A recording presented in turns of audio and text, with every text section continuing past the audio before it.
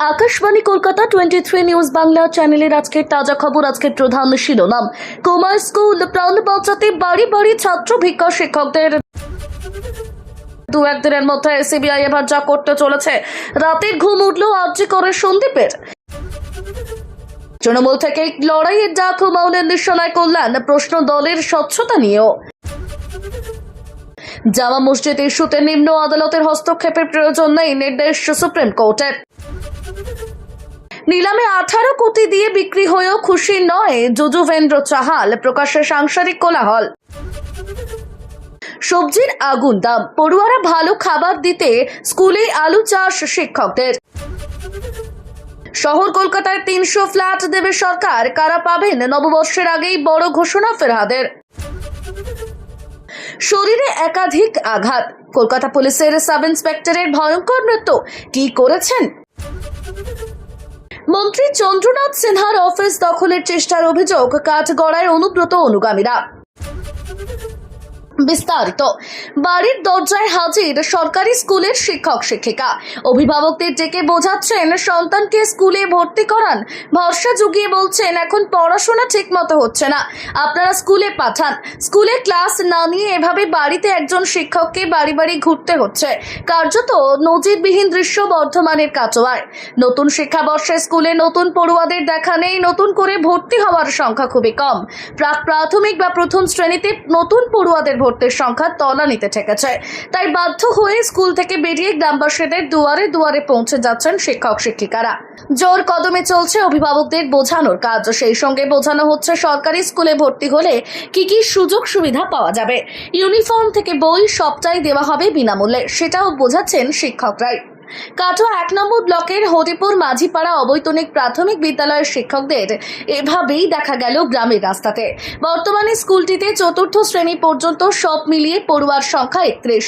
নতুন শিক্ষাবর্ষে ছাত্র ভর্তির আবেদন প্রায় নেই, তা নিয়ে চিন্তিত স্কুলের শিক্ষক শিক্ষিকারা। যাদের বাড়িতে 5 বছর বয়সী সন্তান আছে, সেই সব বাড়ি খুঁজে খুঁজে পৌঁছে যাচ্ছেন প্রধান শিক্ষক কৌশিক দে ও শিক্ষিকা মামনি খরট মণ্ডল। এলাকার বাড়ি বাড়ি আবেদন নিয়ে পৌঁছে যাচ্ছেন তারা। কোনো অভিভাবক ভর্তি করাতে রাজি হলেও আপত্তি জানাচ্ছেন অনেকেই। প্রধান শিক্ষক কৌশিক দে জানান, মাস কয়েক আগে কাজে যোগ দিয়েছেন তিনি চান স্কুলের অস্তিত্ব টিকিয়ে রাখতে পড়ুয়ার সংখ্যা বাড়ানো প্রয়োজন, তাই রাস্তায় বেরিয়ে পড়েছেন তারা।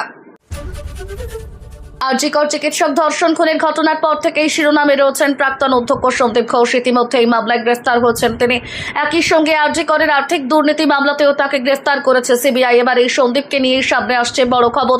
সন্দীপ জামানায় আরজিকরের অন্দরে একাধিক দুর্নীতির অভিযোগ ইতিমধ্যে এসেছে প্রকাশ্যে। এখন জানা যাচ্ছে নিজের মর্জি অনুযায়ী হাউস স্টাফশিপের মেয়াদ বাড়িয়ে দিতেন তিনি। আসলে মেডিকেল পড়ুয়াদের হাউস স্টাফশিপের নির্দিষ্ট মেয়াদ থাকে, সাধারণত তা হয় 1 বছর। এই সময়কালে মাসিক 50,000 টাকা করে পাওয়া যায়। তবে সিবিআই আধিকারিকদের অভিযোগ, সরকারি নিয়মের তোয়াক্কা না করেই নিজের পছন্দের পড়ুয়াদের হাউস স্টাফশিপের মেয়াদ বৃদ্ধি করে দিতেন সন্দীপ। ফলে সেই সকল পড়ুয়ারা আরো বেশ কয়েক মাস 50,000 টাকা করে পেতেন। এর ফলে সরকারের ক্ষতি হতো। অভিযোগের পরিবর্তে নিজের ওই পছন্দের পড়ুয়াদের দিয়ে দিনের পর দিন ধরে নানান অবৈধ কাজ করাতেন আরজিকরের প্রাক্তন অধ্যক্ষ। রিপোর্ট বলছে, এবার এমনই গুরুতর অভিযোগকে সামনে রেখে আরজিকরে আর্থিক দুর্নীতি মামলায় সন্দীপ ঘোষের বিরুদ্ধে চার্জশিট পেশ করতে চলেছে সিবিআই। আগামী 2-1 দিনের মধ্যে আলিপুরের বিশেষ আদালতে এই চার্জশিট পেশ করা হবে বলে খবর। একটি সর্বভারতীয় সংবাদ মাধ্যমে সিবিআই উদ্ধৃত করে দাবি করা হচ্ছে, সেখানে কোটি কোটি টাকা টেন্ডার দুর্নীতির বিষয়ে অগ্রাধিকার পেতে চলেছে। রিপোর্ট বলছে, সন্দীপের পাশাপাশি এই চার্জশিটে সুমন হাজরা, বিপ্লব সিংহ এবং আফসার আলীর নামও থাকবে। সেই সঙ্গে 460টি গুরুত্বপূর্ণ নথি এবং 120 জন সাক্ষীর উল্লেখ থাকবে বলে খবর। আরজিকর আর্থিক দুর্নীতি মামলায় এটি হবে সিবিআই এর প্রথম চার্জশিট। মুর্শিদাবাদের ভরতপুরের তৃণমূল বিধায়ক হুমায়ুন কবির রয়েছেন নিজস্ব মেজাজে। দলের একাংশের বিরুদ্ধে প্রকাশ্যে মুখ খোলার জন্য শোকজ করেছিল তৃণমূলের বিধানসভার শৃঙ্খলা রক্ষা কমিটি। 1 পাতার শোকজের জবাবে 4 পাতার চিঠি দিয়েছেন তিনি। সেই সঙ্গে এবার শৃঙ্খলা রক্ষা কমিটির স্বচ্ছতা নিয়েও বড় প্রশ্ন তুলে দিলেন। দ্বিচারিতার বিরুদ্ধে মুর্শিদাবাদ থেকে আন্দোলনের ডাকও দিলেন এবং অভিষেক বন্দ্যোপাধ্যায়কে নিজের নেতা হিসেবে দাবি করেও বললেন, তৃণমূলে থেকে লড়াই হবে। সম্প্রতি টিএমসিপির সভাপতি তৃণাঙ্কুর ভট্টাচার্যকে নিয়ে প্রকাশ্যে প্রশ্ন তুলেছিলেন দলের তৃণমূলের সাংসদ কল্যাণ বন্দ্যোপাধ্যায়। এদিন সেই প্রসঙ্গ টেনে দলের শৃঙ্খলা রক্ষা কমিটির স্বচ্ছতা নিয়েও বড় প্রশ্ন তুলেছেন হুমায়ুন। ভরতপুরের বিধায়ক বলেন, কল্যাণ বন্দ্যোপাধ্যায় তো প্রকাশ্যে তৃণাঙ্কুরকে নিয়ে প্রশ্ন তুলেছিলেন, তাকে কেন শোকজের আওতায় আনা হবে না? খানিক থেমে জবাবও দিয়েছেন নিজেই। হুমায়ুনের কথায়, মুর্শিদাবাদের গ্রামীণ এলাকার কৃষক পরিবারের ছেলে, আমরা গ্রামের বিধায়করা বললে ডিসিপ্লিনারি কমিটি ব্যবস্থা নেয়, আর যারা ভবানীপুর বিশেষত কলকাতার এলাকায় নেতাদের জন্য অন্য নিয়ম। শুধু তিনি একা নন, দলের গ্রামীণ বিধায়করাও বঞ্চনার শিকার বলেও দাবি করেন তিনি। মুর্শিদাবাদের মানুষকে সঙ্গে নিয়ে এই দ্বিচারিতার বিরুদ্ধে লড়াই হবে বলে জানিয়ে হুমায়ুনও বলেন, তৃণমূলে থেকেই এই লড়াই হবে। এবার দলের শৃঙ্খলা রক্ষা কমিটির স্বচ্ছতা নিয়ে প্রশ্ন তুলে মুর্শিদাবাদ থেকে লড়াইয়ের ডাক দিলেন, যার জন্য হুমায়ুন ফের শোকজের মুখে পড়তে পারেন বলেও মনে করছেন দলের অনেকে। উত্তরপ্রদেশের সম্ভলের শাহী জামা মসজিদের সমীক্ষা সংক্রান্ত বিষয় নিয়ে স্থানীয় নিম্ন আদালত আর কোনো নতুন নির্দেশ জারি করতে পারবে না। শুক্রবার সুপ্রিম কোর্টের প্রধান বিচারপতি সঞ্জীব খান্না এবং বিচারপতি সঞ্জয় কুমারের বেঞ্চ এই নির্দেশ দিয়ে দিল। এই রায়ের মাধ্যমে 8 জানুয়ারি পর্যন্ত মসজিদ চত্বরে কোনো নতুন সমীক্ষার কাজ স্থগিত রাখার কথা স্পষ্টভাবে জানিয়ে দেওয়া হচ্ছে। সুপ্রিম কোর্টের বেঞ্চ জানিয়েছে, শাহী জামা মসজিদ কমিটিকে 8 জানুয়ারির মধ্যে এই বিষয়ে এলাহাবাদ হাইকোর্টে আবেদন করতে হবে। আদালতের বক্তব্য অনুযায়ী মসজিদ সংক্রান্ত সমীক্ষার বিষয়ে যেসব তথ্য ইতিমধ্যে সংগ্রহ করা হয়েছে সেগুলো মুখবন্ধ খামে জমা দিতে হবে। এই নির্দেশ দেওয়ার মাধ্যমে শীর্ষ আদালত পরিস্থিতি আরো জটিল হওয়ার আশঙ্কা এড়াতে চেয়েছে। সম্প্রতি শাহী জামা মসজিদের সমীক্ষার কাজ নিয়ে স্থানীয় আদালতের নির্দেশ বিতর্কের কেন্দ্র ছিল। মসজিদ চত্বরে কিভাবে এবং কতটা সমীক্ষার কাজ হবে তা নিয়ে মসজিদ কমিটি এবং স্থানীয় প্রশাসনের মধ্যে মতানৈক্য তৈরি হয়। মসজিদ কমিটি দাবি করে যে এই ধরনের সমীক্ষা মসজিদের ধর্মীয় ভাবাবেগে আঘাত হানতে পারে এবং সংখ্যালঘু সম্প্রদায়ের অধিকার লঙ্ঘনের শামিল। মসজিদ কমিটি সুপ্রিম কোর্টে তাদের আপত্তি জানায় এবং এই সমীক্ষার বৈধতা নিয়ে প্রশ্ন তোলে। তাদের বক্তব্য, মসজিদের মতো ধর্মীয় স্থানে এই ধরনের কার্যকলাপ মুসলিম সম্প্রদায়ের ধর্মীয় স্বাধীনতাকে প্রভাবিত করতে পারে।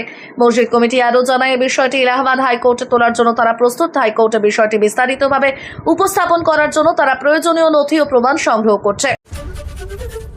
ভারত এবং অস্ট্রেলিয়ার বিরুদ্ধে প্রথম টেস্ট কাটতে না কাটতেই সমাপ্ত হয়ে গিয়েছে ইন্ডিয়ান প্রিমিয়ার লিগের 2025 সালের নিলাম। গত রবিবার সোমবার মিলে সৌদি আরবের জেদ্দায় IPL 2025-এর মেগা নিলাম অনুষ্ঠিত হয়েছে। নিলামের প্রথম দিনে একের পর এক রেকর্ড তৈরি হয়ে গেল।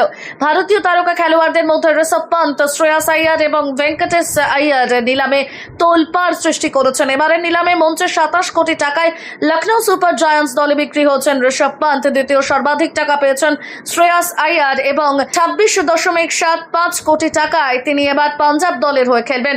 শ্রেয়াস এবং পন্ত ছাড়াও কলকাতা নাইট রাইডার্স ভেঙ্কট আইয়ারকে 23.75 কোটি টাকায় কিনেছেন। তাছাড়া চতুর্থ ধনী হিসেবে এবারে IPL-এ 18 কোটি টাকা করে পেয়েছেন হর্ষদীপ সিং এবং যুজুভেন্দ্র চাহাল। প্রীতি জিন্তার সহ মালিকানাধীন পাঞ্জাব কিংস ফ্র্যাঞ্চাইজিটি 18 কোটি টাকায় চাহালকে শামিল করতেই সমাজ মাধ্যমে শুরু হয়েছে চর্চা। আসলে তারকা স্পিনার যুজুভেন্দ্র চাহাল গত 2 বছর ধরে ভারতের হয়ে আন্তর্জাতিক ম্যাচ খেলেনি, কিন্তু তা সত্ত্বেও পাঞ্জাব তার পেছনে বিপুল পরিমাণ অর্থ খরচ করেছে। আসলে প্রাক্তন ভারতীয় ক্রিকেটার এবং ধারাভাষ্যকার আকাশ চোপড়া যুজুভেন্দ্র চাহালকে জিজ্ঞাসা করেছিলেন যে তিনি এত বিশাল অঙ্কের সাথে কি করবেন।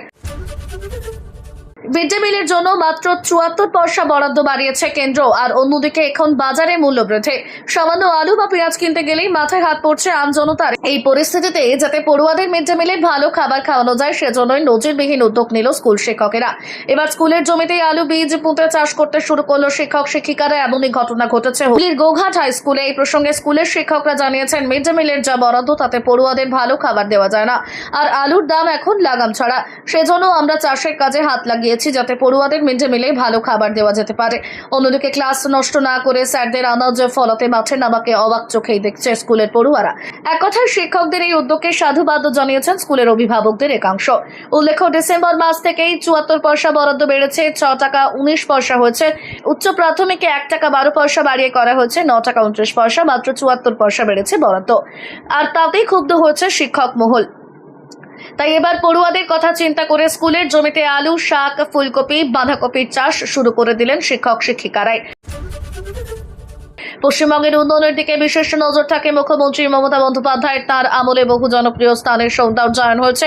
এবার যেমন বাগবাজারে সারদা মায়ের বাড়িতে এলাকার সৌন্দর্যায়ন হতে চলেছে। প্রত্যেক বছর দূর দূরান্ত থেকে বহু মানুষ এখানে আসেন ছুটে, বিদেশ থেকেও অনেক দর্শনার্থী আসেন এখানে। এবার সেখানকারই ভোল বদলের দায়িত্ব নিয়েছে কলকাতা কর্পোরেশন। সম্প্রতি এই নিয়ে মুখ খুললেন মেয়র ফিরহাদ হাকিম। বছর শেষের আগেই রাজ্যের আর্থিকভাবে দুর্বল মানুষদের বাড়ি তৈরির টাকা দিতে চলেছে পশ্চিমবঙ্গ সরকার। বাগবাজারের সারদা মায়ের বাড়ি এলাকা নিয়েও বড় উদ্যোগ নেওয়া হয়েছে। সেখানকার বস্তিবাসীদের বাংলার বাড়ি প্রকল্পের নতুন ফ্ল্যাট দেওয়া হবে। সম্প্রতি এই নিয়ে কথা বলেন কলকাতার মেয়র। জানা যাচ্ছে সৌন্দর্যায়নের দ্বিতীয় ধাপে এই ফ্ল্যাট তৈরির কাজ হচ্ছে। মঙ্গলবার সেই কাজ পরিদর্শন করতে যান ফিরহাদ। কাজ পরিদর্শনের পর কলকাতার মেয়র বলেন, আগামী বছর পুজোর আগেই দ্বিতীয় ধাপের কাজ সম্পন্ন হবে, ফলে শীঘ্রই বস্তিবাসীদের একাংশ নতুন ফ্ল্যাট পেয়ে যাবেন বলে খবর। ফিরহাদ এই প্রসঙ্গে বলেন, মুখ্যমন্ত্রীর ভীষণ শখের এই প্রকল্প, আর মায়ের বাড়ির গুরুত্ব ধর্মীয় বিশ্বাসের দিক থেকে এবং ঐতিহাসিক দিক থেকে অপরিসীম, তাই যথেষ্ট গুরুত্বের সঙ্গে এই প্রকল্পের কাজ চলছে। রিপোর্ট বলছে, বস্তিবাসীদের জন্য মোট 11টি টাওয়ার বানানো হবে। প্রত্যেকটি ফ্লোরে 4টি করে ফ্ল্যাট থাকবে। 220টি পরিবার এই ফ্ল্যাটে পেতে চলেছে বলে খবর। খাস কলকাতায় পুলিশ কর্মীর রহস্য মৃত্যু। রিজেন্ট পার্ক থানার নিউ টালিগঞ্জ এলাকায় ঘটনাটি ঘটেছে বলে জানা যাচ্ছে। মৃত পুলিশ কর্মীর নাম শঙ্কর চট্টোপাধ্যায়। ওই পুলিশ কর্মী আলিপুর থানার অ্যাসিস্ট্যান্ট সাব ইন্সপেক্টর ছিলেন। যদিও পুলিশ কর্মী বৃহস্পতিবার মারা গিয়েছেন, একথা মানতে নারাজ প্রতিবেশীরা। প্রতিবেশীদের অভিযোগ, গত মঙ্গলবার বাড়ির বাইরে রাস্তায় ফেলে মারধর করা হয় শঙ্কর বাবুকে। সেদিনের পর থেকেই আর তাকে কেউ দেখতে পাননি এলাকায়। এমনকি গতকাল যখন উদ্ধার হয় দেহ, তখন দেহে পচন ধরে গিয়েছিল বলে দাবি তাদের। আরও অভিযোগ উঠেছে, অমানবিক অত্যাচার করা হতো অসুস্থ এই পুলিশ কর্মীর উপর। বাড়ির প্রমোটিং সংক্রান্ত বিষয় নিয়ে বাড়ির মধ্যে মতানৈক্য থাকায় তাকে মারধর করা হতো বলে অনুমান প্রতিবেশীদের দাবি, বৃহস্পতিবার দিনভর পরিবারের তরফে চেষ্টা করা হয়েছে, যেভাবে হোক একটা ডেথ সার্টিফিকেট জোগাড় করা দরকার। প্রাথমিকভাবে প্রতিবেশীরা রুখে দাঁড়ালেও পুলিশও তাদের সহায়তা করতেন বলে দাবি। এরপর বিষয়টি জানাজানি হতেই পিছু হটে যায় তারা। দেহে একাধিক আঘাতের চিহ্ন ছিল বলে দাবি প্রতিবেশীদের। পরিবারের তরফে স্ত্রী এবং ছেলের সামনে না এলেও মৃত পুলিশ কর্মীর এক ভাই মুর্শিদাবাদ থেকে এসেছেন। তিনি বাড়ির বারান্দায় বসে কথা বলেন সংবাদ মাধ্যমের সঙ্গে। দরজার তালা তিনি খুলতে পারবেন না বলেও জানিয়ে দেন, তবে তার দাদাকে মারধর করে মেরে ফেলা হয়েছে বিষয়টা তিনি মানতে চাননি। সব পরিবারে অশান্তি হয় জানালেন তিনি। এমনকি মঙ্গলবারের মারধরের কথাও তিনি মানতে চাইলেন না। প্রতিবেশীরা বাড়ির সামনে এসে ক্ষোভ প্রকাশ করলেন। মন্ত্রী চন্দ্রনাথ সিনহার অফিস দখলের চেষ্টার অভিযোগ উঠেছে। কাঠগড়ায় অনুব্রত মণ্ডলের অনুগামীরা বোলপুরের টিএমসি কার্যালয়টি মন্ত্রী ঘনিষ্ঠের অফিস হিসেবেই পরিচিত। অভিযোগ, ওই কার্যালয় দখলে নিতে আসে অনুব্রত মণ্ডলের লোকজন। কার্যালয় ঝোলানো হয় অনুব্রতর ছবি দেওয়া ব্যানার। প্রসঙ্গত, শনিবার আনুষ্ঠানিকভাবে কোর কমিটির সদস্য হন অনুব্রত। তারপরই এই বিবাদ ঘিরে অস্বস্তি জেলা তৃণমূলে। প্রসঙ্গত, বিগত দিনে অনুব্রত মণ্ডল বনাম কাজল শেখের ঠান্ডার লড়াইয়ের রেশ জেলার সর্বত্র ছড়িয়ে রয়েছে, জানিয়ে রাজনৈতিক মহলে চাপানোতর চলছে। এবার অনুব্রত ও চন্দ্রনাথের অনুগামীদের কার্যালয় দখলকে কেন্দ্র করে দ্বন্দ্বের জেরে ঘাসফুল শিবিরের বিড়ম্বনা যে আরো বাড়ছে তা বলাই বাহুল্য। যদিও এই ঘটনায় এখনো পর্যন্ত অনুব্রত মণ্ডলের কোনো প্রতিক্রিয়া দেখা যায়নি। প্রসঙ্গত, তিহার থেকে ফেরার পর বরাবরই অনুব্রতকে একেবারে অন্য মেজাজে দেখা গিয়েছে। বারবারই তার মুখে একসঙ্গে চলার বার্তাও শোনা গিয়েছে, কিন্তু এবার দলের অশান্তির ঘটনায় তার অনুগামীদের নাম জড়ানোর চাপানোতর বাড়ছে। যদিও দলের একাংশ থেকে বলা হচ্ছে, যারা এই ঘটনাটি ঘটিয়েছে তারা তৃণমূলের কেউ নয়, বাইরে থেকে আসা দুষ্কৃতী। Bureau report, 23 news Bangla channel.